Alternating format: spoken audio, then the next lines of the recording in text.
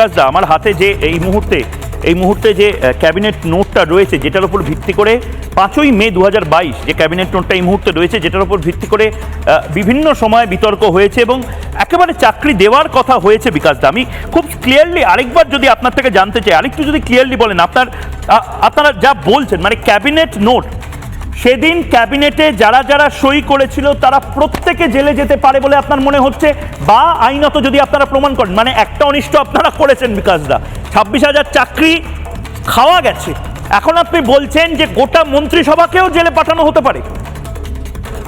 বিকাশ রঞ্জন বাবু, সবাই সচেতনভাবে একটা দুর্নীতিকে লালন পালন করার জন্য সরকারি টাকা ব্যয় করবার সিদ্ধান্ত নিয়েছে। এটা অনেক গভীর চক্রান্ত এবং একটা ব্যাপক দুর্নীতি।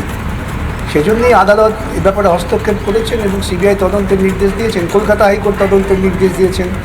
ওরা গেছেন সুপ্রিম কোর্টে, সুপ্রিম কোর্ট থেকে শুধু ওদের একটাই বক্তব্য ছিল, হুজুর আমাদের কোনো রকমে বাঁচাও যাতে তদন্ত না হয়।